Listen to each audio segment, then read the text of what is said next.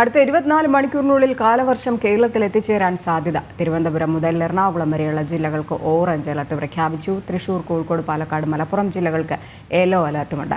അതേസമയം കനത്ത മഴയിൽ തിരുവനന്തപുരത്ത് പലയിടങ്ങളിലും വെള്ളക്കെട്ട് അതിരൂക്ഷമാണ്. തമ്പാനൂരിൽ നിന്ന് രശ്മി കാർത്തിക ചേരുന്നുണ്ട്.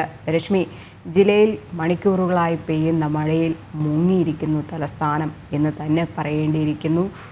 നഗരപ്രദേശങ്ങൾ, വീടുകളിലും റോഡുകളിലും വെള്ളം കയറി. അതേസമയം തന്നെ ഗ്രാമപ്രദേശങ്ങൾ വൻ രീതിയിലാണ് കൃഷിനാശം സംഭവിച്ചെന്ന റിപ്പോർട്ടുകളും പുറത്തു വരുന്നത്.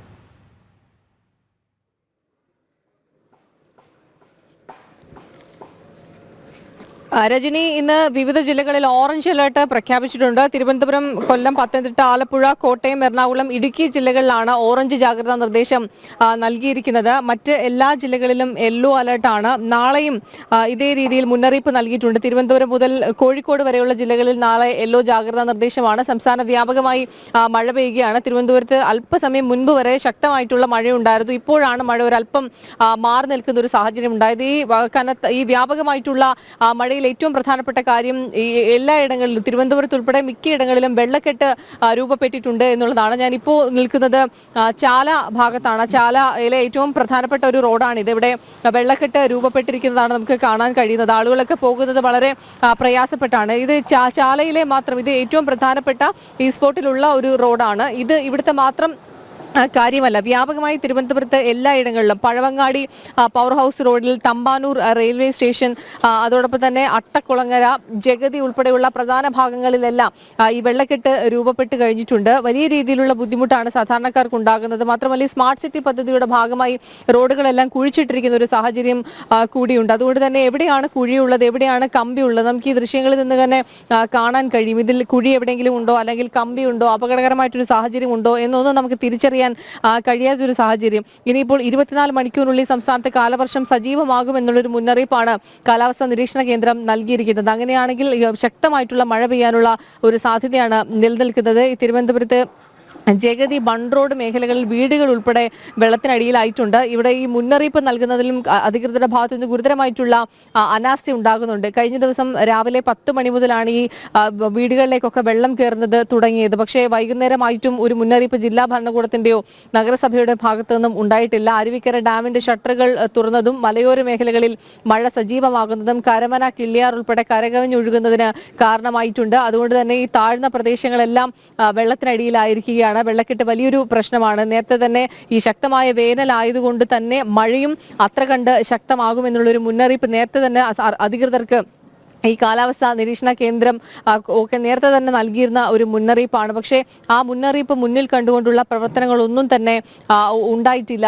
ഈ മഴക്കാല പൂർവ്വ ശുചീകരണ പ്രവർത്തനങ്ങൾ ഉൾപ്പെടെ ഗുരുതരമായിട്ടുള്ള വീഴ്ചയുണ്ടായി. സ്മാർട്ട് സിറ്റിയുടെ ഭാഗമായി പലയിടങ്ങളിലും ഈ കുഴികൾ കുഴിച്ചിട്ടിരിക്കുന്നതൊക്കെ വലിയ അപകടങ്ങൾ ഉണ്ടാക്കുന്നുണ്ട്. ഇനിയിപ്പോൾ സ്കൂൾ കൂടി തുറക്കുകയാണ് ജൂൺ മാസത്തിൽ. അപ്പോൾ മഴ കൂടുതൽ ശക്തമാകും എന്നുള്ള ഒരു മുന്നറിയിപ്പ് കാലാവസ്ഥാ നിരീക്ഷണ കേന്ദ്രം നൽകിയിട്ടുണ്ട്. കുട്ടികൾക്കൊക്കെ അപകടം ഉണ്ടാകാനുള്ളൊരു സാഹചര്യമൊക്കെ നിലനിൽക്കുന്നുണ്ട്. പല സ്കൂളുകളുടെ മുന്നിലുമാണ് ഇതേ രീതിയിൽ കുഴിയെടുത്തിട്ടിരിക്കുന്നത്. അവിടെയൊക്കെ വെള്ളക്കെട്ടുകൾ രൂപപ്പെടും. മാത്രമല്ല, എല്ലായിടങ്ങളിലും മാലിന്യങ്ങൾ നിറഞ്ഞിരിക്കുന്നു എന്നുള്ളതാണ് മറ്റൊരു കാര്യം. ഡ്രെയിനേജ് മാലിന്യമൊക്കെയാണ് നിറഞ്ഞിരിക്കുന്നത്. മഴക്കാല പൂർവ്വ ശുചീകരണ പ്രവർത്തനങ്ങൾ കൃത്യമായി നടത്താത്തതാണ് ഇതിന് കാരണം.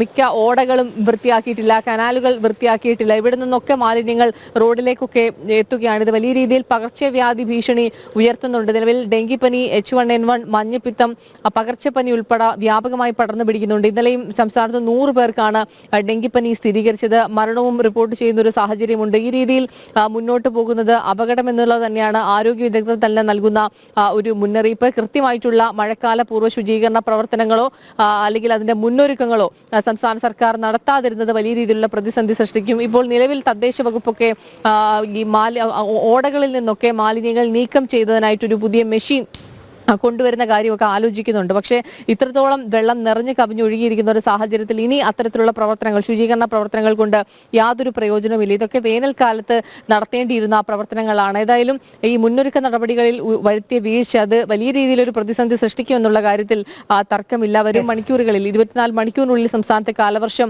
എത്തും എന്നുള്ളതാണ് ഈ മുന്നറിയിപ്പിൽ പറയുന്നത്. ഒരു രാത്രി തന്നെ തുടർച്ചയായി മഴ പെയ്യുമ്പോൾ തന്നെ തലസ്ഥാന നഗരം വെള്ളത്തിനടിയിലായിട്ടുണ്ട്. പലയിടങ്ങളിലും വെള്ളക്കെട്ട് രൂക്ഷമാണ്. ഇനിയിപ്പോൾ മഴ തുടർച്ചയായി പെയ്യുന്ന സാഹചര്യത്തിൽ വലിയ രീതിയിലുള്ള പ്രതിസന്ധി ഉണ്ടാകും. ഇനി ഈ സ്കൂളുകൾ തുറക്കുന്നതൊക്കെ തന്നെയാണ് വലിയൊരു ആശങ്കയായി നിലനിൽക്കുന്ന ഒരു കാര്യം. ഇത് പ്രധാനപ്പെട്ട ഒരു റോഡാണ്. ചാല പഴവങ്ങാടി, അതോടൊപ്പം തന്നെ തമ്പാനൂർ റെയിൽവേ സ്റ്റേഷന്റെ ഇടങ്ങൾ, ജഗതി, ഇതൊക്കെ പ്രധാനപ്പെട്ട കേന്ദ്രങ്ങളാണ്. ഇവിടെ എല്ലാം വെള്ളക്കെട്ടുകൾ രൂപപ്പെട്ടിട്ടുണ്ട്. നിരവധി പേർ ഈ കുഴികളിലും മറ്റും വീണ് അപകടങ്ങളും ഉണ്ടാകുന്നുണ്ട്. രജനി.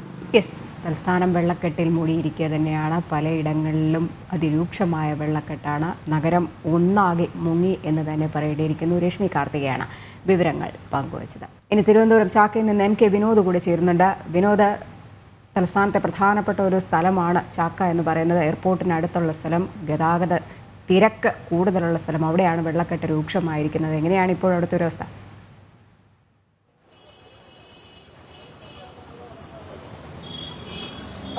രജനി, നമുക്കറിയാം തിരുവനന്തപുരം നഗരത്തിന്റെ പ്രധാനപ്പെട്ട മേഖലകളെല്ലാം വെള്ളക്കെട്ട് രൂപപ്പെട്ടിരിക്കുന്നു. ഒരൊറ്റ ഓടയിൽ കൂടി പോലും വെള്ളം നന്നായി ഒഴുകിപ്പോകാൻ കഴിയുന്നില്ല. ഇവിടുത്തെ ഈ റോഡിലെ ഈ വെള്ളമൊഴുകുന്ന ഡ്രെയിനേജ് സംവിധാനങ്ങളെല്ലാം തകരാറിലാണ്.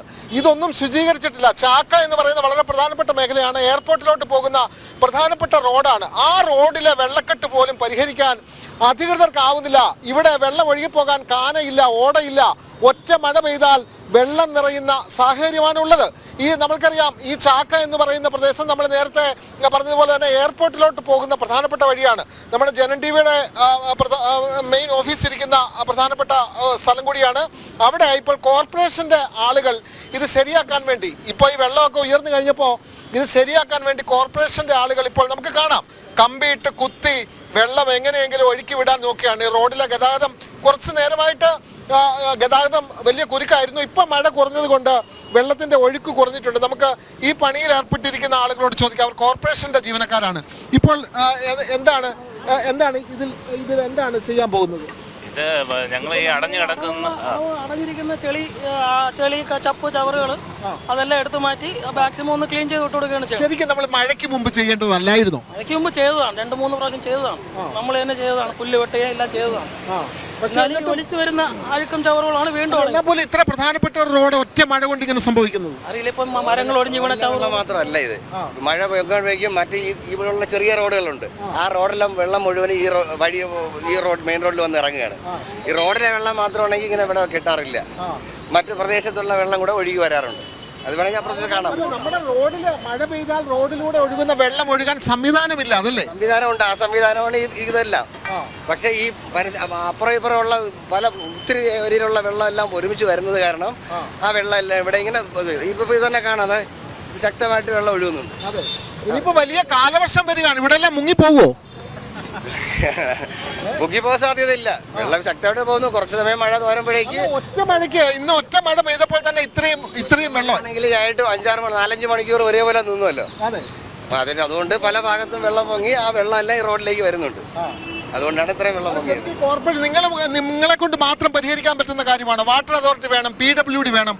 നിങ്ങൾ ഒരു കമ്പി ഇട്ട് കുത്തിയാൽ എത്ര വെള്ളം പോകും? തീർച്ചയായിട്ടും ഞങ്ങളല്ല, എന്തെങ്കിലും അടവുണ്ടെങ്കിൽ മാറ്റുക, അപ്പം അതിലൂടെ ക്ലീൻ ചെയ്ത് വിടുക. അഴുക്ക വെച്ചാലോ എന്തെങ്കിലും അടവ് വരിക എല്ലാം വേണമെങ്കിൽ വൃത്തിയാക്കി വിടുക. അതാണ് ചെയ്യുന്നത്. അല്ല, ഇത് നമ്മുടെ ജീവനക്കാർക്ക് ഇങ്ങനെ പറയാൻ കഴിയുള്ളൂ. അവരിപ്പോ വളരെ പെട്ടെന്ന് വെള്ളക്കെട്ട് രൂപപ്പെട്ടു. കോർപ്പറേഷനിൽ ആരോ വിളിച്ചു പറഞ്ഞു അവർ പെട്ടെന്ന് വന്നു വെള്ളം എങ്ങനെയെങ്കിലും കുത്തിക്കളയാം. ഒരിക്കലുമല്ല, ഞങ്ങൾ രാവിലെ ഡ്യൂട്ടിക്ക് കയറിയതാണ്. ഇതുവരെ വീടുകളിൽ പോയിട്ടില്ല. ഞങ്ങൾ 7 മണിക്ക് ഡ്യൂട്ടിക്ക് കയറിയതാണ്. രാവിലെ 7 മണിക്ക് ഡ്യൂട്ടിക്ക് കയറിയതാണ്. ഇത് ഞങ്ങളുടെ HI വിളിച്ചു പറഞ്ഞു ഇങ്ങനെ വെള്ളക്കെട്ടാണ്, അതുകൊണ്ട് അത് പരിഹരിക്കാനുള്ള ശ്രമം നടത്തണമെന്ന്. ഞാൻ ചോദിക്കുന്നു, നിങ്ങളുടെ കയ്യിൽ ഒരു 2 കമ്പി തന്നുവിട്ടാൽ തീരുന്ന വെള്ളക്കെട്ടാണോ ഇത്? അല്ല, അത് ഈ കാലവർഷത്തില് വെള്ളം ഇനിയിപ്പോ കെട്ടുന്നത് ഇനിയിപ്പോ നമുക്കൊന്നും പറയാൻ പറ്റൂല. അല്ല, ഇനിയിപ്പോ ജൂൺ മാസം മുഴുവൻ മഴയാണ്. അപ്പൊ ഈ കമ്പി കൊണ്ട് ഇങ്ങനെ മുഴുവൻ സമയം നിൽക്കേണ്ടി വരുമെന്നാണോ?